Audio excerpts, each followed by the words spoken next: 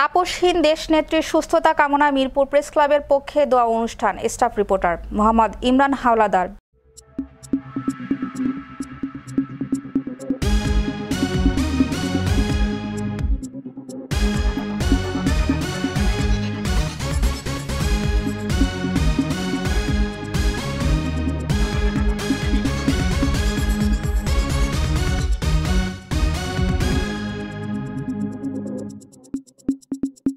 Dhaka Mirpur press ক্লাবের উদ্যোগে ২ December ২০২৫ খ্রিস্টাব্দ রোজ মঙ্গলবার বাদ আসর সেকশন ১ ব্লক জি রোড নম্বর ১ বাড়ি নং ১ থানা শাহ আলী মিরপুর ১ ঢাকা ১২১৬ অফিস কক্ষে দেশ নেত্রীর সুস্থতা কামনায় দোয়া অনুষ্ঠানের আয়োজন করে।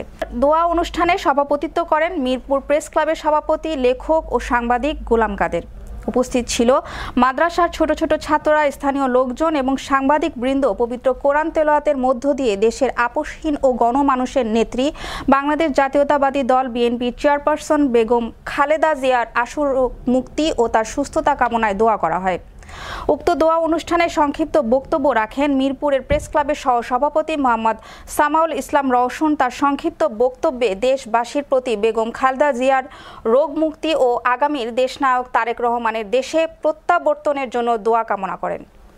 অনুষ্ঠানে সংক্ষিপ্ত বক্তব্য রাখেন মিরপুর প্রেস ক্লাবের সিনিয়র যুগ্ম সাধারণ সম্পাদক মোহাম্মদ সিদ্দিকুর রহমান। তার বক্তব্যে বলেন, বাংলাদেশে প্রথম কোনো দলের প্রধানের অসুস্থতায় দেশের সকল দল ও জাতি গোত্র সম্মিলিতভাবে দেশ নেত্রীর সুস্থতার জন্য দোয়া করেন।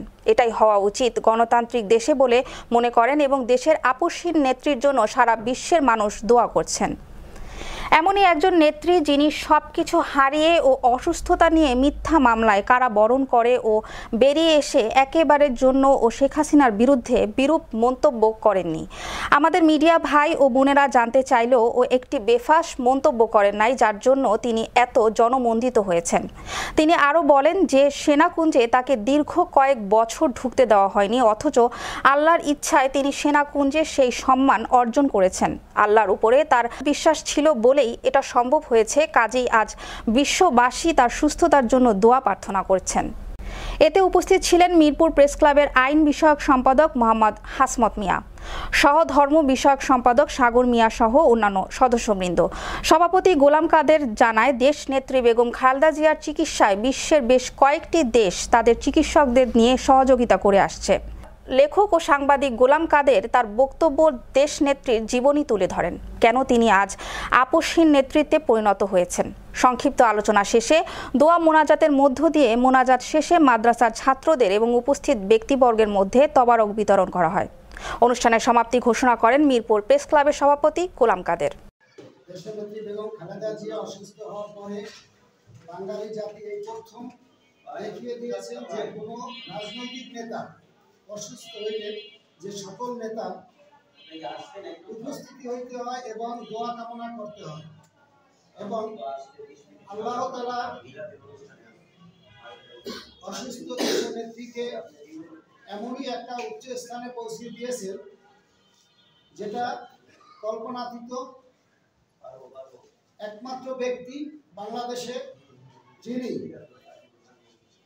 একক মতে বিশ্বাসী, তিনি কোনো কিছুর সাথে আপোষ করেননি কখনোই, এবং যে কোনো প্রতিকূলতার মধ্যেও তিনি তার নীতিতে অটল রয়েছেন। অনেক নেতাই দেখেছি যে এক দল থেকে অন্য দলে যায়, আর এগুলো করেন নাই বিদায়ী আজকে সারা বাংলাদেশের নেত্রী হয়ে দাঁড়িয়েছেন দেশের নেত্রী বেগম খালেদা জিয়া। একটা জিনিস লক্ষ্য করবেন, আমরা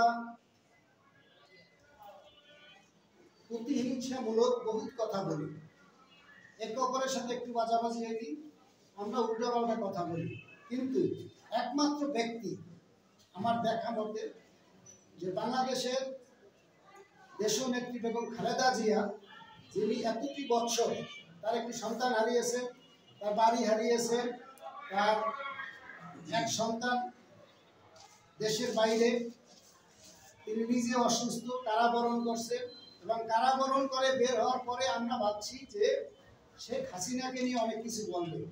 আমাদের সাংবাদিক ভাই ও বোনেরা তার কাছে জিজ্ঞেস করেছিলেন যে শেখ হাসিনা সম্বন্ধে আপনি কি বলবেন? তিনি শুধু একটা কথাই বলেছেন যে আমার কিছু বলার নেই, তার ব্যাপারে আমার কিছু বলার নাই।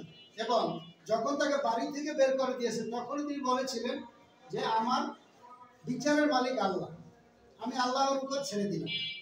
উনি ওই বিশ্বাসের উপরেই ছিলেন, এখনো আছেন, যার জন্য সারা বাঙালি জাতি, হিন্দু ধর্ম, বৌদ্ধ, খ্রিস্টান, মুসলিম সকলেই তার জন্য দোয়া প্রার্থনা করছেন, তার সুস্থতার জন্য। আমরাও মিরপুর প্রেস ক্লাবের পক্ষ থেকে এই বয়সী নারীর জন্য আমরা দোয়া অনুষ্ঠানের আয়োজন করেছি। ইনশাআল্লাহ আল্লাহ তাকে হেফাজত করবেন এবং তাকে রোগ মুক্তি দিয়ে আমাদের মাঝে আবার ফিরিয়ে দিবেন।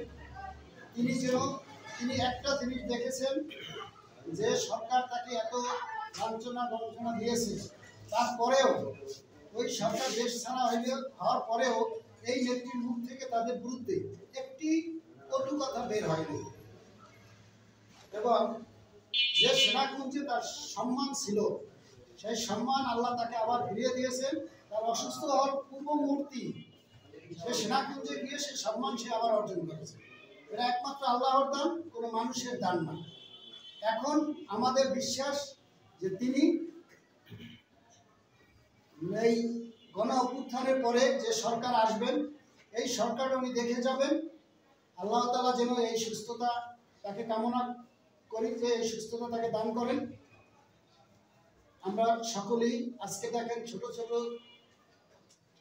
মাদ্রাসার ছেলেরা আসছে, এদের দোয়া নিশ্চয়ই আল্লাহ কবুল করবেন।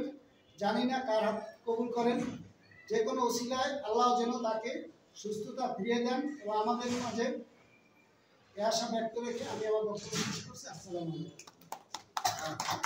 এখন আমার আগে যে বক্তব্য দিয়েছেন সিদ্দিক সাহেব, উনি আমার একজন বিজ্ঞ সাংবাদিক। এখন আমি আর কি বলবো, তারপরে কিছু বলতে হবে তাই বলছি। তো আপোষের নেত্রী খালেদা বেগম, উনি এই দেশের গণতন্ত্র উত্তরণের এক মাইলফলক। ওনার কথা বলে শেষ করা যাবে না। আপনি যদি মনে করেন 100 পাতার একটি বই লিখবেন, তাতেও শেষ হবে না।